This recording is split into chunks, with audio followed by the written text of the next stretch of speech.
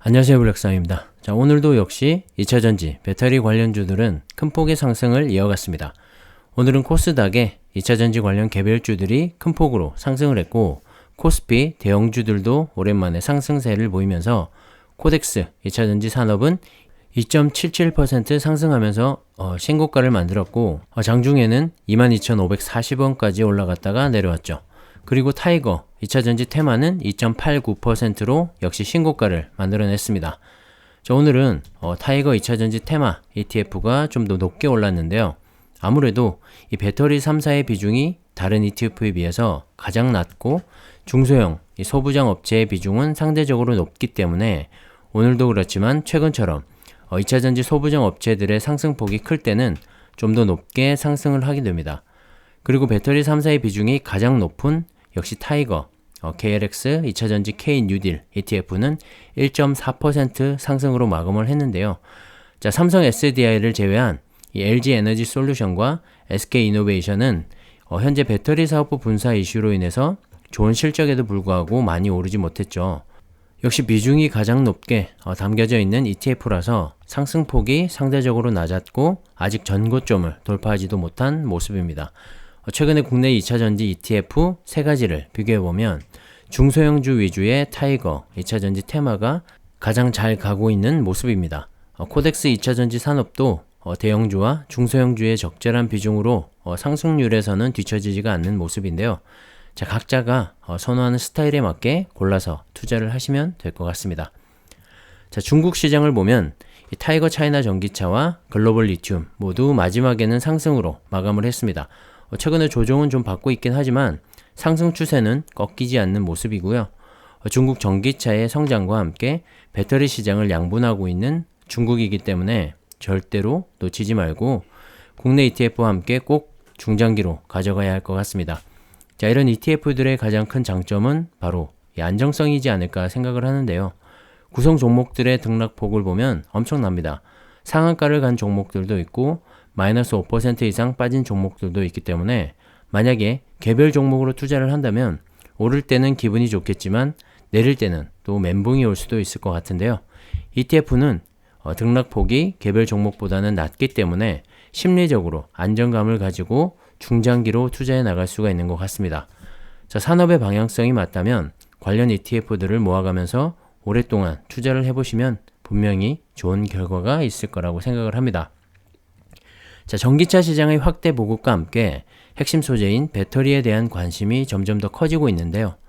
특히 개별 종목보다는 안정적인 ETF 투자가 늘어나고 있는데 지난달 20일 이후로 개인이 순매수한 금액 상위 5개 종목을 보시면 1위는 SK하이닉스, 2위는 현대차, 3위는 LG생활건강, 그리고 4위에 타이거 글로벌 리튬 앤 2차전지가 있습니다.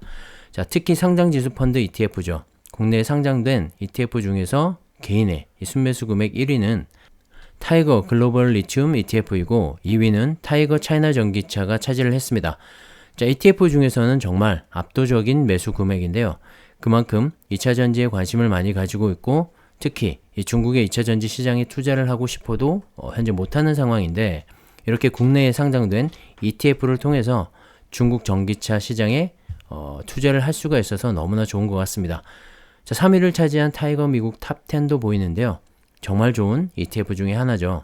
나스닥의 상위 10개 종목에 집중적으로 투자를 할 수가 있어서 좀 더 공격적인 투자를 원하시는 분들에게 추천드립니다. 다음에 한번 상세하게 설명을 드리겠습니다. 자, 지난 10일 기준으로 최근 3개월간 ETF의 수익률이 나와 있는데요. 제가 말씀드렸던 2차전지 관련 ETF들의 수익률이 상위권을 차지하고 있습니다.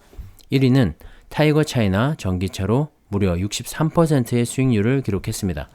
자, 시가총액도 오늘 기준으로는 1조 5,420억 원으로 정말 가파른 증가세를 보여주고 있는데요. 그 사이에 1,000억 원이 넘게 더 모였습니다. 이 차이나 전기차의 성장성은 앞으로 정말 기대가 됩니다. 그리고 타이거 2차전지 테마가 14.8%로 2위, 코덱스 2차전지 산업이 12.7%로 3위, 그리고 KLX 2차전지가 5.3%로 4위를 차지했습니다. 자, 2, 3, 4위는 국내 2차전지 관련 ETF들인데요. 사실 중국과 비교해서 많이 못 오른 이유는 역시 ETF 내 비중이 높은 LG 에너지 솔루션과 SK 이노베이션의 배터리 사업부 분사 이슈로 많이 못 오르면서 전반적인 ETF의 상승세가 좀 둔화가 되어 있는 모습인데요. 그럼에도 불구하고 15% 정도면 높은 수익이라고 할 수가 있습니다.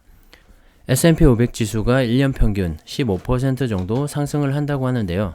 자, 3개월에 15% 상승이면 상당히 높은 거죠. 그리고 앞으로의 성장성까지 기대를 해본다면 열심히 더 모아가야 할 것 같습니다.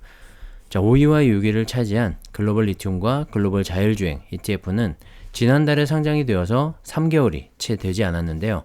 그럼에도 불구하고 11.6%와 7.3%라는 높은 수익률을 기록했습니다. 자, 제가 생각하기엔 지금의 수익률은 반짝하고 많은 그런 단기성 수익률이 아니라 전기차와 2차 전지의 이 구조적인 성장으로 인해서 앞으로 정말 큰 수익을 만들어내지 않을까 생각을 합니다. 하지만 언제나 이 변동성은 존재하기 때문에 투자를 하실 때는 신중하게 결정해서 투자를 하시고, 이렇게 좋은 종목들은 조정을 받으면서 주가가 하락을 할 때 오히려 매수 기회로 생각하고 모아가시면 더 좋은 투자가 되지 않을까 생각을 합니다. 자, SK 이노베이션의 주가는 최근에 조정을 좀 받고 있지만 좋은 소식이 들려왔는데요. SK 이노베이션은 현재 미국의 포드 자동차와 합작 법인을 설립해서 미국에 공장을 짓기로 했죠. 이번에는 유럽 시장도 함께 공략을 한다고 합니다. 양사가 설립할 공장은 연간 약 60기가와트시 규모의 이 배터리 셀과 모듈 등을 생산하게 되는데요. 60기가와트시는 약 100kWh 배터리가 필요한 이 전기 픽업 트럭 60만 대를 생산할 수 있는 규모라고 합니다. 자, 현재 SK 이노베이션의 유럽 내 이 배터리 생산 거점은 헝가리인데요. 1공장의 규모가 7.5기가와트시로 현재 가동 중에 있고, 이 공장은 10기가와트시로 연내에 상업 생산을 목표로 공사 중에 있습니다. 그리고 추가로 공장을 짓기로 확정이 된 상태인데요. 약 30기가와트시 규모로 지어질 예정이라고 합니다. 자, 그렇게 되면 유럽 지역에서 1년에 50기가와트시에 가까운 생산 능력을 갖추게 되죠. 자, 그런데 여기에 더해서 포드와의 이번 합작 공장까지 추가가 되면 정말 대규모의 배터리 생산이 가능할 것으로 보이는데요. 자, 포드와의 합작은 180기가와트시까지 확장할 가능성을 염두에 두고 있다고 하니 앞으로 이 배터리 시장의 성장성이 정말 어마무시할 것 같습니다. 자, 지금 주가는 지지부진하지만 반드시 올라갈 수밖에 없겠죠. 큰 그림을 보고 투자를 이어가야 할 것 같습니다. 자, 그 외에도 유럽 지역에는 LG 에너지 솔루션도 폴란드에 70기가와트시의 생산 공장이 있고, 삼성 SDI도 헝가리에 30기가와트시의 생산 공장이 있습니다. 자, 유럽 지역이 아시아 지역보다 빠르게 전기차로의 전환이 일어나고 있는데요. 자, 우리나라 배터리 기업들의 이런 공격적인 투자가 정말 좋은 성과를 만들어내지 않을까 기대를 합니다. 자, 아래쪽에 글로벌 전기차 시장 전망을 보시면 2025년까지 정말 급속도로 늘어나게 될 전기차를 짐작해 볼 수가 있는데요. 붉은색의 중국 시장을 눈여겨볼 필요가 있을 것 같습니다. 거의 절반 정도를 차지하고 있는데요. 이런 데이터를 보더라도 전기차와 2차 전지만큼은 중국 시장에 꼭 투자를 해야 할 것 같습니다. 자, ETF에 투자를 한다는 건 안정적인 수익을 기대하기 때문인데요.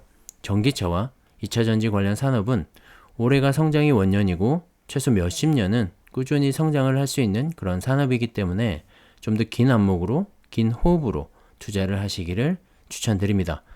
자, 오늘은 여기까지 하겠습니다. 감사합니다.